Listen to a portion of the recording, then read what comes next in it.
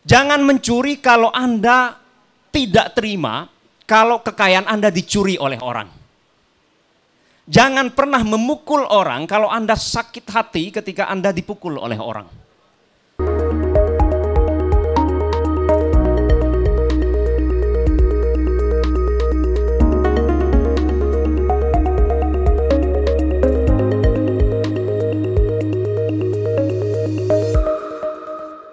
Assalamualaikum warahmatullahi wabarakatuh.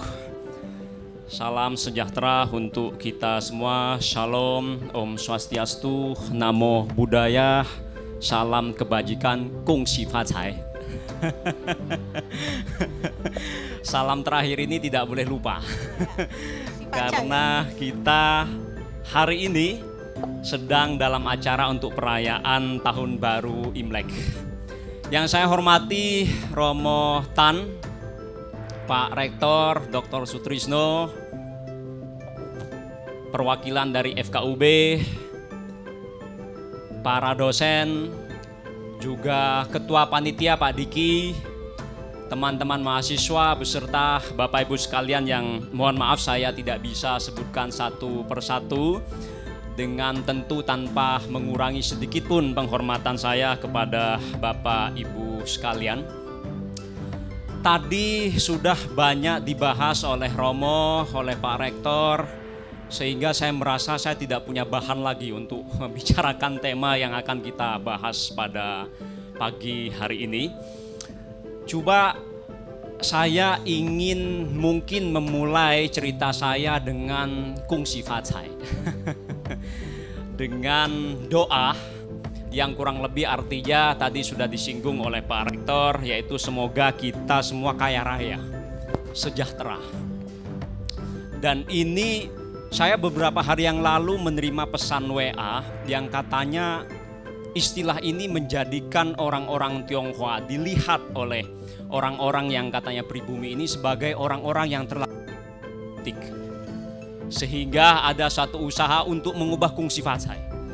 Jangan pakai Kung Si Fa Cai deh, biar kita tidak dikatakan terus sebagai orang yang cuma mau mencari cuan saja kehidupannya. Harus ganti dengan doa-doa yang lebih netral, yang lebih berorientasi tidak hanya kepada uang. Coba saya teringat dengan apa yang dikatakan oleh Konfusius, Bapak Ibu sekalian.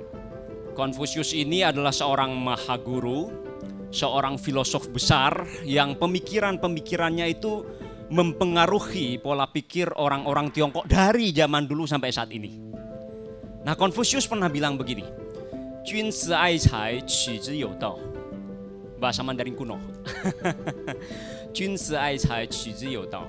Yang saya mohon izin untuk menerjemahkan secara bebas saja. Kurang lebih artinya bahwa setiap orang, tidak peduli itu sukunya, tidak peduli itu negaranya, tidak peduli mungkin juga keyakinannya, itu pasti suka akan kekayaan. Pasti suka bisa hidup sejahtera. Saya yakin tidak ada orang yang ingin hidup miskin. Bisa kita lakukan survei satu persatu di sini, saya yakin tidak akan ada orang ketika ditanya apakah Anda hidup miskin, ingin. Saya yakin pasti semuanya saya ingin hidup sejahtera.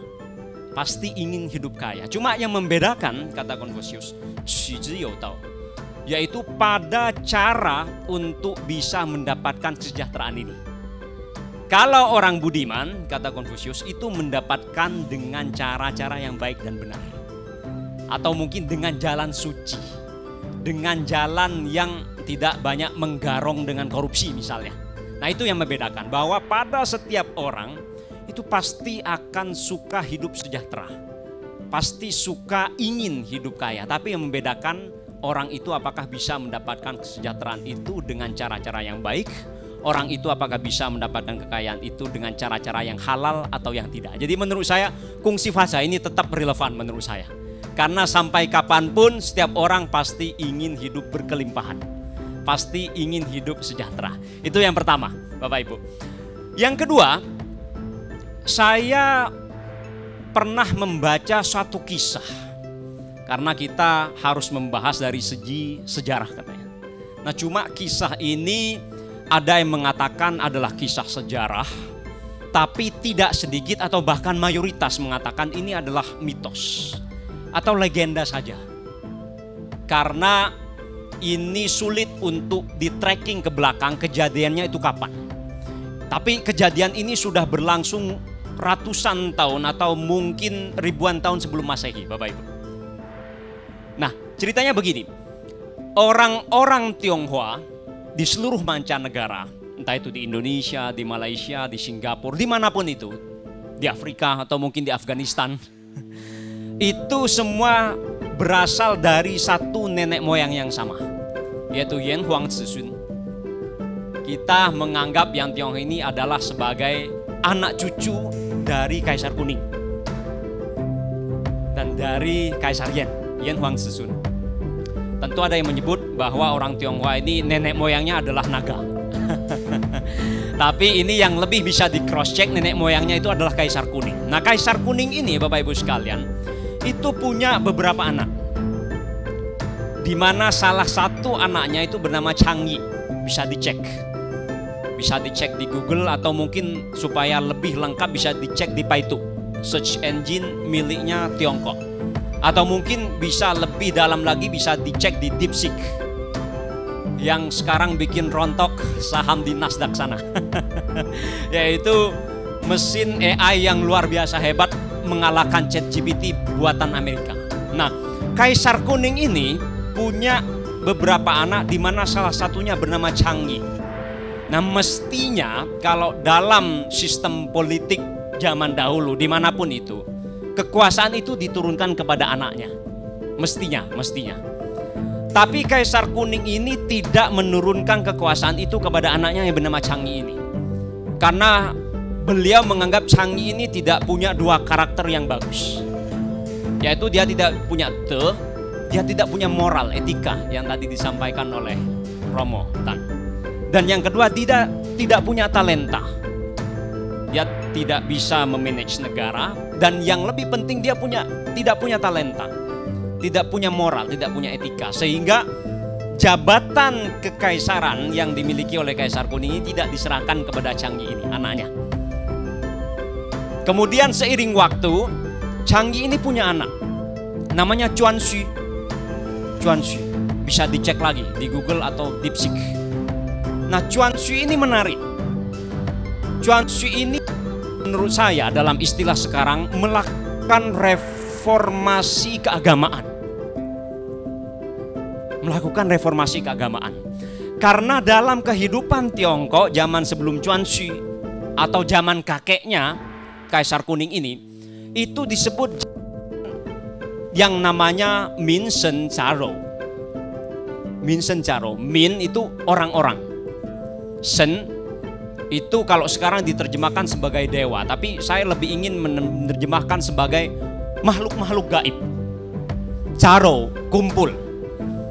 Jadi pada zaman sebelum si Chuanxu ini, zaman kakeknya, itu Tiongkok berada dalam suatu masa di mana orang-orang, rakyat-rakyat itu ngumpul dengan makhluk-makhluk gaib.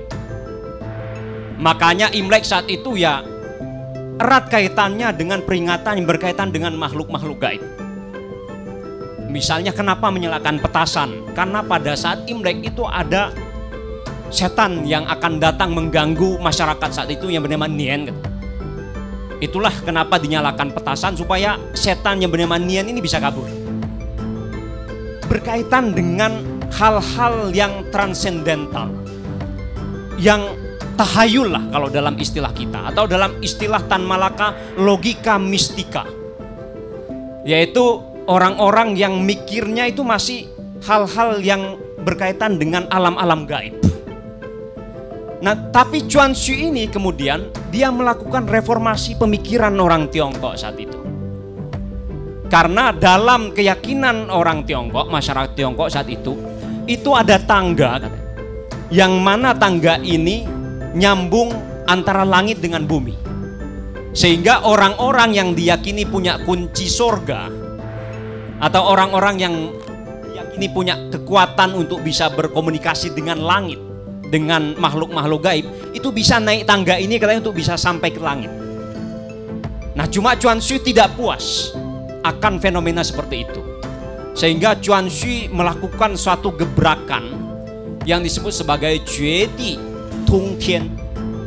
atau juga disebut sebagai Juedi Tiantong, kurang lebih sama, yaitu membabat habis tangga yang menghubungkan ke langit ini.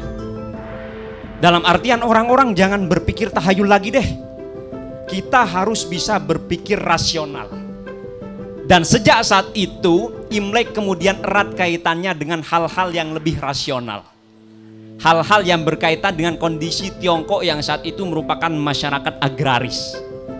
Sehingga ada upacara-upacara misalnya untuk menghormati dewa-dewa yang berkaitan dengan keagrarian ini, yang berkaitan dengan pertanian. Nah itu, ada suatu fenomena atau ada suatu revolusi gampangnya, yaitu revolusi pemikiran orang-orang Tiongkok, meninggalkan dari pemikiran-pemikiran yang masih tahayul tadi ke pemikiran-pemikiran yang lebih rasional. Itu satu. Jadi menurut saya refleksi kita yang pertama adalah kita mungkin mesti perlahan-lahan meninggalkan pemikiran-pemikiran yang kurang rasional. Sejak kemarin malam saya cerita dengan Romotan, dan tadi juga di kantor saya bercerita. Romotan bilang kita ini terlalu banyak memikirkan hal-hal yang abstrak. Misalnya, kata Romotan, kita dilarang untuk mencuri, nanti takut Tuhan marah. Kita dilarang untuk korupsi karena takut nanti kita masuk neraka. Nah, Tuhan dan neraka menurut Romotan itu terlalu abstrak, sehingga orang tetap berani untuk melakukan tindakan pencurian, sehingga politikus-politikus tetap berani untuk menggarong dengan laku korup mereka karena ditakut-takuti dengan hal yang abstrak. Karena buktinya saya mencuri, Tuhan gak marah kok, saya tetap bisa hidup kaya. Saya korupsi, duit saya masih triliunan, masuk penjara, mungkin penjaranya rasa hotel kok, Tuhan gak marah. Nah ini menurut Romotan harus diganti. Mesti ditakut-takuti dengan hal yang lebih konkret. Misalnya, jangan mencuri kalau Anda tidak terima kalau kekayaan Anda dicuri oleh orang. Jangan pernah memukul orang kalau Anda sakit hati ketika Anda dipukul oleh orang. Jangan pernah melakukan hal diskriminatif kepada orang kalau Anda juga tidak terima kalau Anda diperlakukan secara tidak adil. Nah Romo, saya jadi teringat dengan apa yang dikatakan oleh Konfusius. Karena di Indonesia diyakini Imlek ini berkaitan erat dengan Konfusius. Konfusius itu pernah mengatakan dalam kitabnya yang namanya Lun Yu, Ibu. Lun Yu ini oleh Matakin, Majelis Tinggi Agama Konghucu, itu diterjemahkan sebagai sabda suci. Karena dalam kitab Lun Yu ini berisi mengenai wejangan-wejangan dari filosof agung ini dengan murid-muridnya. Ada dialog dengan muridnya. Nah, Konfusius pernah bilang begini, "Ji suo bu yu, wu shi yu ren." Simple. "Ji suo bu yu, wu shi yu ren." Yang terjemahan bebasnya kurang lebih, jangan pernah melakukan hal-hal yang tidak Anda inginkan orang lain lakukan kepada Anda, kepada orang lain. Misalnya tadi, kalau Anda tidak terima dikibuli orang, jangan pernah ngibuli. Kalau Anda tidak terima dicubit oleh orang, ya jangan pernah mencubit. Kalau Anda tidak terima Anda hartanya misalnya digarong oleh orang, dikorup oleh orang, ya jangan pernah korupsi. Nah, kita harus bisa beralih dari pemikiran-pemikiran yang abstrak dalam istilahnya Romotan tadi ke pemikiran-pemikiran yang lebih konkret.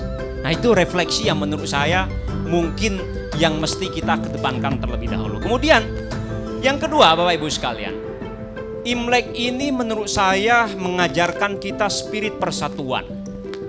Spirit persatuan. Kenapa begitu?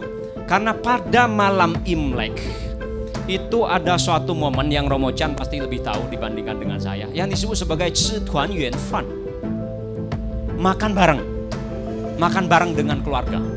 Misalnya orang-orang yang merantau di Tiongkok, dari desa merantau ke kota, itu pasti akan meluangkan waktunya untuk pulang kampung untuk bisa makan bersama keluarga yang disebut sebagai Ci Tuan Yuan Fan. Makan bareng bersama keluarga di malam Imlek, pas malam pertama Imlek itu.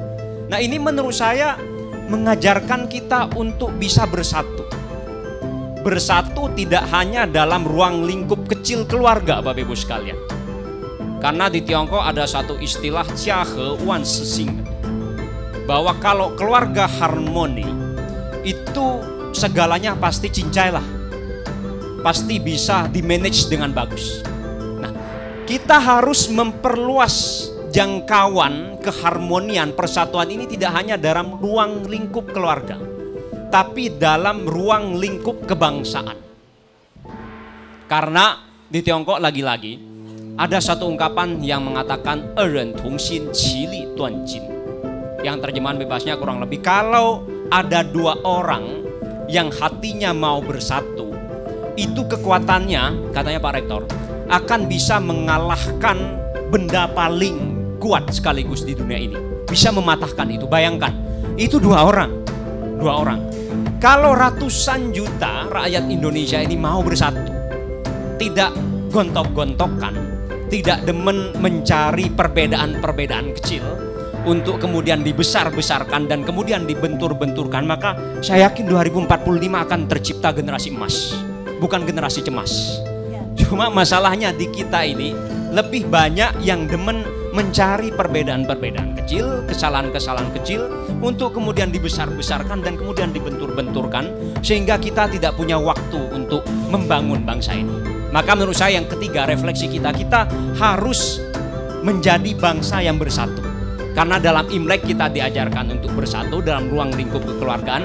Nah, ruang lingkupnya ini mesti kita perluas dalam ruang lingkup kebangsaan, supaya bangsa ini menjadi bangsa yang lebih jaya ke depannya. Yang ketiga, Bapak Ibu, hormat. Yang keempat, hormat kepada orang tua.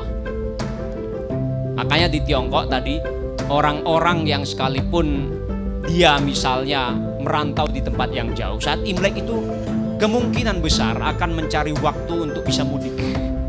Di Indonesia ada mudik juga.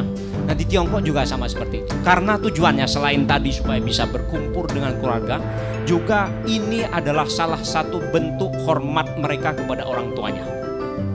Islam juga mengajarkan kita untuk hormat kepada kedua orang tua. Saya ingat ketika saya masih nyantri di pesantren dulu, teman-teman, saya diajarkan oleh satu ayat dalam Al-Quran yang bunyinya fala taqul lahuma uffin wala tanharhuma wa qul lahuma qawlan karima, yang artinya kurang lebih jangan pernah kalian ini mengatakan halah kepada kedua orang tua. Maksudnya jangan pernah tidak hormat kepada kedua orang, tapi kalian harus melakukan laku hormat dan harus berkomunikasi dengan kedua orang tua dengan kata-kata yang penuh dengan sopan. Itu dalam ajaran Islam. Kita diajarkan untuk birrul walidain, untuk hormat kepada kedua orang tua.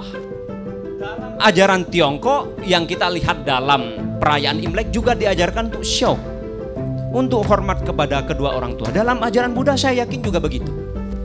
Saya ingat Ramadan saya pernah membaca Dhammapada. Saya senang sekali dengan syair-syair yang ada di dalamnya. Dan saya ingat kalau tidak salah di syair 109 itu disebutkan bahwa kita ini mesti hormat kepada orang tua atau orang yang ditetuakan. Karena dengan hormat kepada orang yang ditetuakan atau kepada orang tua ini pasti banyak manfaatnya. Saya ingat kalau tidak salah itu ada 4 manfaat. Satu, bisa berumur panjang. Yang kedua, bikin kita good looking, bikin rupa-rupawan. Dan yang ketiga itu bisa bikin kita bahagia. Dan yang keempat, bisa memberikan kita kekuatan dengan hormat kepada kedua orang tua. Nah, filosofi Imlek juga mengajarkan kita untuk hormat kepada kedua orang tua kita. Islam pun begitu, Tiongkok pun begitu, Buddha pun begitu. Maka menurut saya, refleksi yang keempat yang layak untuk kita teladani dari perayaan Imlek adalah hormat kita kepada kedua orang tua kita. Kemudian yang kelima, Imlek ini mengajarkan kita untuk bersyukur. Kangen, Thanksgiving, untuk bersyukur. Kalau di Tiongkok syukurnya itu dilangitkan kepada Yang Maha Kuasa dengan tadi, misalnya memberikan banten-banten kepada dewa-dewa yang berkaitan dengan tadi pertanian. Memberikan rasa syukur itu kepada yang sudah memberikan karunia kepada masyarakat, kepada orang-orang. Nah, di kita mungkin seperti Ramadan tadi, syukur saja tidak cukup. Tentu dengan syukur akan membuat kita bahagia kalau dalam filosofi Taoisme. Lao Tzu sebagai pendiri filosofi Tao itu mengatakan Zhu Changle. Siapa yang bisa merasa cukup, siapa yang bersyukur maka akan bahagia senantiasa. Tapi bahagianya itu mestinya tidak menjadi milik kita semata. Kita tidak boleh menjadi bangsa yang egois. Kita mesti menjadi bangsa yang juga peduli terhadap orang-orang di sekitarnya.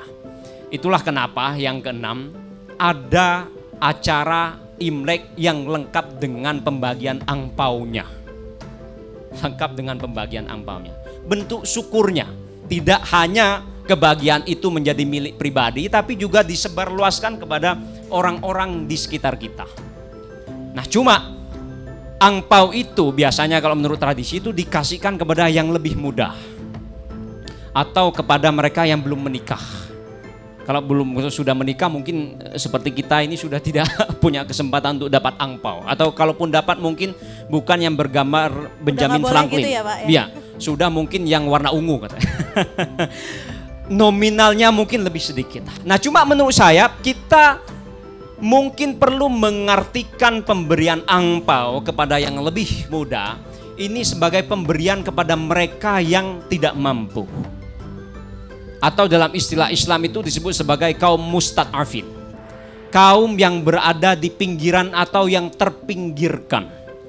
Atau teralienasi.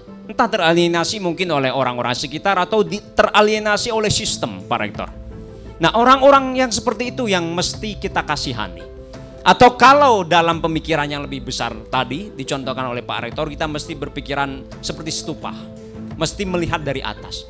Mungkin kita yang dikatakan oleh Romotan kepada saya tadi kita ngobrol, kita mesti berubah menjadi bangsa yang tangannya tidak di bawah, yang meminta-minta, tapi menjadi bangsa yang tangannya di atas, yang suka memberi.